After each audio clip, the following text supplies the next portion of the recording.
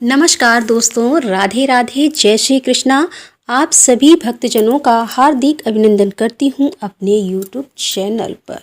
दोस्तों, माघ मास महात्म्य का पावन महीना चल रहा है और ऐसे में माघ मास महात्म्य की कथा सुनने से सभी पाप नष्ट हो जाते हैं। तो दोस्तों, आज हम श्रवण करेंगे माघ मास महात्म्य का 14वां अध्याय। विकुंडुल बोला कि हे सौम्य, आपने जो धर्म ज्ञान दिया है उसे सुनकर मैं बड़ा प्रसन्न हूँ। जिस प्रकार साधु के वचन पाप को नष्ट करने वाले होते हैं, उसी प्रकार आपके इस उपदेश से मेरे मन का अज्ञान नष्ट हो गया है। जिस तरह चंद्रमा अमृत वर्षा करता है, उसी प्रकार सज्जन उपदेश करते रहते हैं। हे नाथ, अब कृपा करके वह उपाय बताइए जिससे मेरा भाई कुंडल उस घोर नरक से मुक्ति प्राप्त कर सके।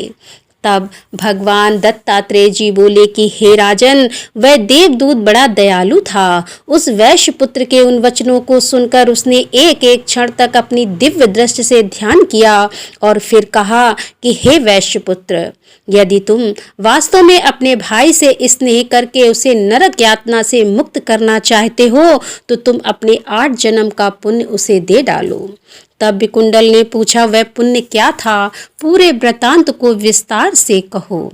मैं आपके कहे अनुसार उसे भाई को अवश्य दे दूंगा। देवदूत बोला कि प्राचीन समय में मसुवन में साल्की ऋषि निवास करते थे। वे ब्रह्मा जी के समान संपन्न थे। उनकी पत्नी रेवती के 9 पुत्र थे, परम तेजस्वी थे। उनमें से 5 ध्रुव, शशि, बुध, तार और ज्योतिष्मान अग्निहोत्र करने वाले गृहस्थ थे। शेष 4 निमोह, जितमाय, ध्यान काम और गुणपति विरक्त हुए। वे चारों समस्त ओर से विरक्त होकर सन्यासी बनकर एक गांव में रहने लगे।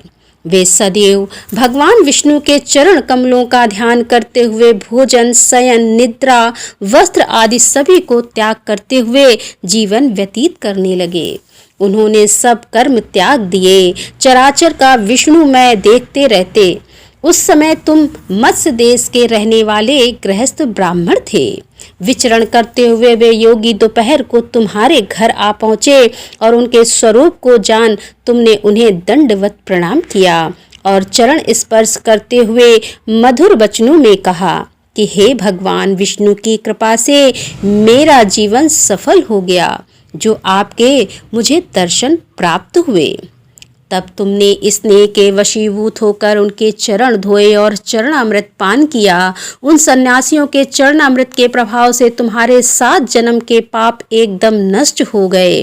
वे परमहंस रात्रि को तुम्हारे ही घर विश्राम करते हुए विष्णु चरणों के ध्यान में मग्न रहे। उनके सत्कार से तुमको जो पुण्य प्राप्त हुआ उसका वर्णन सहस्त्र मुखों से भी नहीं किया जा सकता।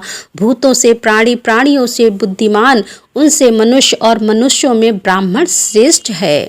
ब्राह्मणों में बुद्धिमान, विद्वानों में कृत बुद्धि उसके क्रियात्मक और उनके ब्रह्मवेका श्रेष्ठ हैं। ब्रह्मावेका तीनों लोकों में श्रेष्ठ हैं। वह सदैव पूजा जाता है। उसके दर्शन मात्र से प्राणी के समस्त पाप नष्ट होते हैं। यही तुम्हारे 8वें जन्म का पुण्य है। इतना सुन विकुंडल ने अपने भाई के लिए अपने उन पुण्यों को दे दिया। उसका भाई नरक से छूटकर उससे आ मिला। वे दोनों दिव्य लोक के सुखों को भोगने लगे। इस इतिहास को पढ़ने और सुनने से सभी पाप नष्ट होते हैं।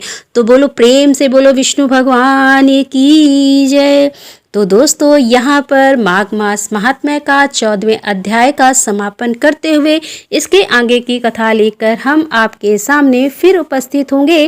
तब तक के लिए राधे राधे, जय श्री कृष्णा, हर हर महादेव, जय भोलेनाथ की।